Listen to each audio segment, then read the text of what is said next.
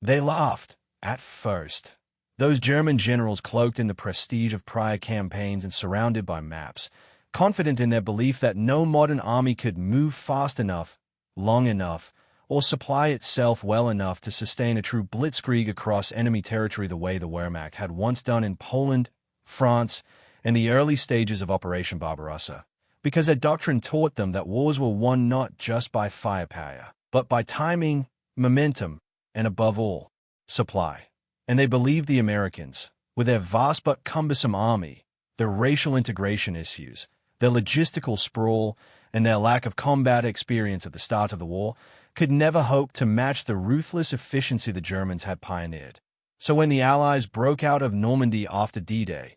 pouring into France in the summer of 1944, and General George S. Patton's Third Army began slicing across the countryside like a steel blade through soft earth, the German High Command was shocked not so much by the ferocity of the assault but by its speed, and even more so by the fact that it didn't stop. Not when bridges were blown, not when fuel dumps were lost, not even when the front stretched hundreds of miles beyond what conventional supply chains were expected to support, and behind that seemingly impossible momentum was something the Germans had not anticipated, something they never thought the Americans were capable of creating with any real effectiveness. A supply network so massive, so flexible, and so relentless that it became the silent juggernaut behind every Allied tank thrust, artillery barrage, and infantry push. The Red Bull Express, a round-the-clock truck convoy operation manned largely by African-American soldiers, racing from the ports of Normandy to the front lines, operating under a color-coded system of priority and direction. And it was this logistics miracle that turned Patton from a feared general into an unstoppable force, enabling him to keep moving when any other army would have ground to a halt for lack of fuel, food, or ammunition. And the German generals, so used to thinking of roads as seasonal, vulnerable, and tactical liabilities, suddenly found themselves outmaneuvered not by clever flanking or secret weapons, but by convoys of GMC CCKW Deuce and a Half trucks thundering down newly designated one-way roads, loaded to the brim with jerry cans, spare parts, artillery shells, and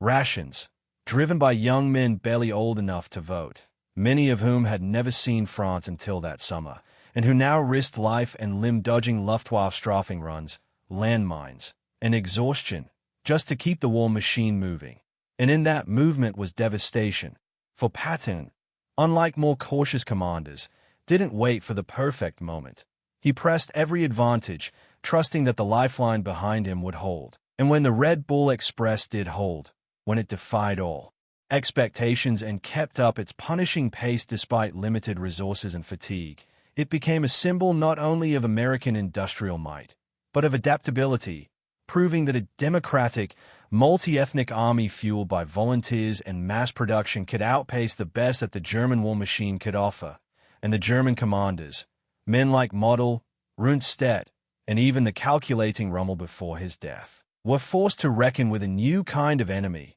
one that didn't operate within the confines of the expected, one that used its vastness not as a weakness but as a weapon, creating logistical depth that allowed for operational audacity. And as the front lines collapsed and retreat turned from tactical to desperate, reports came in of entire towns liberated in a single day, of armored columns arriving in places where German scouts had reported no activity just hours earlier. And it became clear that this wasn't just a military loss but a psychological collapse. For the myth of German logistical superiority had been broken by a convoy system powered by sheer grit and an unyielding work ethic that turned every driver into a vital cog in a moving miracle. And among those drivers were men who had faced segregation at home, who had been told they were second class, who now proved their worth with every mile, with every barrel of fuel delivered, with every tank they kept rolling forward through France, Belgium, and into the heart of Germany itself. And the irony was not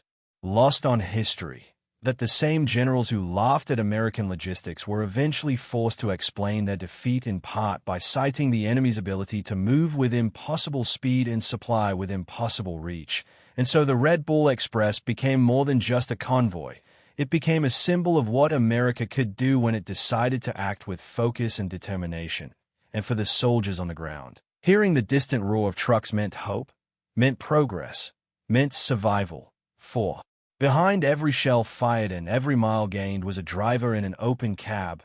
gripping the wheel, braving the cold, the darkness, the fear, and pushing forward with the knowledge that if they stopped, the front would stop, and if the front stopped, lives would be lost. And in that understanding came unity, a chain stretching from the docks of Normandy to the firing lines of Bastogne, powered not by glory but by responsibility, by shared purpose, by the quiet heroism of the unseen. And long after the war ended, when medals were given and books were written, the memory of the Red Bull Express lived on in the hearts of those who knew that the road to victory was not just paved in courage but in rubber, diesel, and an unbreakable will to move forward no matter what stood in the way.